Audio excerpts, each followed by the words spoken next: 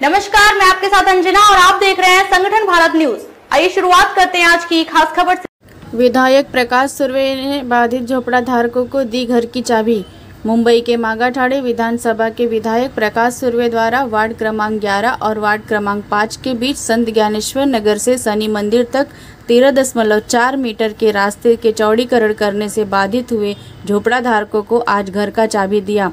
रास्ते के चौड़ीकरण में बने झोपड़ों को हटने से काम में तेजी आएगी। इन सभी बाधित झोपड़ा धारकों को बोरीवली पूर्व के 22 मंजिल इमारत में 300 वर्ग फुट के घर की चाबी विधायक प्रकाश सुर्वे के हाथों दी गई। इस मौके पर मनपा के सहायक आयुक्त भी मौजूद रहे।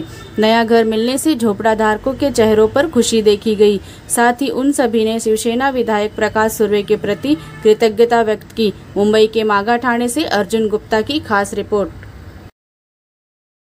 50 वर्षापासून नॅन्सी कॉलनीचा जो रस्ता आहे तो प्रलंबित होता। यांची इथे घरं होती, या घरामुळे बॉटलनेक झाल्यामुळे तिथे बस सेवा किंवा कुठलाही रस्ता होऊ शकत नव्हता। त्यामुळे जनतेला तिथे प्रचंड त्रास होत होता। आणि या सर्वांशी मिटिंग घेऊन माननीय आमच्या वॉर्ड ऑफिसर संध्या नांदेडकर मॅडम यांच्याबरोबर बैठक घेऊन, कमिशनरकडे बैठक घेऊन, चल साहेबांकडे यांना सुंदर अशी घरं बोरिवली वेस्टला देण्यात आली। त्यांना आज घरांच्या चावीचं वितरण झालं आणि उद्या परवा त्याचं डिमॉलिशन होऊन त्याच्यानंतर तो रस्ताचं काम आम्ही सुरू केलेलं आहे सिमेंट कॉन्क्रीटचं।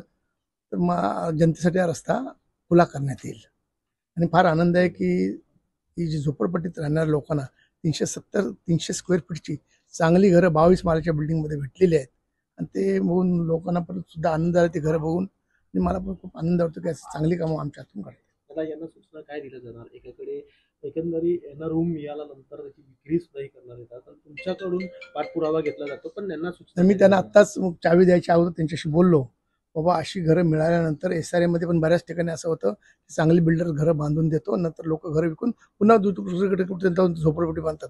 तर तसं प्रकार करू नका। तुम्ही झोपडं विकू, तुमचं ते दिलेलं सुंदर घर विकू नका।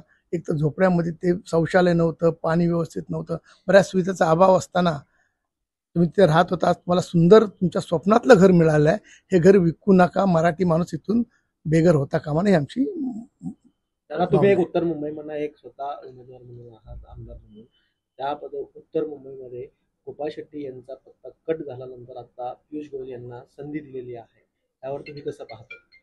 नाही, जे वरिष्ठांनी जे निर्णय घेतला आहे त्याच्याबरोबर आम्ही सहमत आहोत आणि काल त्यांचं आम्ही भव्य दिवस स्वागत केलेलं आहे आणि माझ्या मतदारसंघामधून सगळ्यात जास्तीत जास्त लीड देण्याचा आम्ही प्रयत्न करू। अजून एक यादी येण्यासाठी बाकी आहे भाजपची, पण एकीकडे शिवसेनाची सुद्धा यादी येणं बाकी आहे आणि दुसरीकडे महायुतीमध्ये मनसे हा हात मिळवण्याचं जोड प्रयत्न सुरू आहे। याच्या बाबतीत माननीय मुख्यमंत्री आमचे एकनाथ शिंदे साहेब आहेत, ते योग्य तो निर्णय घेतील। बाकीचे जे कॅन्डिडेट आहेत ते थोडासा धीर धरावा, चांगला निर्णय देण्यात येईल। अध्यक्ष राज ठाकरे हे देखील उत्तर मुंबईमध्ये आता दौरा करायला सुरू झालेले आहेत। गेल्या काही दिवसापूर्वी दोन दिवसीय दौरा करण्यात आला, हे देखील इथे उमेदवार उभा करण्यात येतात, तर तुम्ही कसे पाहता?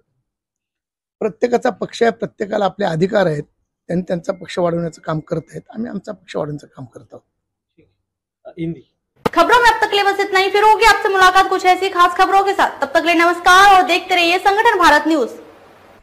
अगर आपको हमारी वीडियो पसंद आई हो तो लाइक, कमेंट पर शेयर करें और ऐसी ही खबरों से जुड़े रहने के लिए आप हमारे YouTube चैनल संगठन भारत को सब्सक्राइब कर बेल आइकन को प्रेस करें। छोटी छोटी वीडियो और खबरें व्हाट्सएप और ईमेल पर भेज सकते हैं।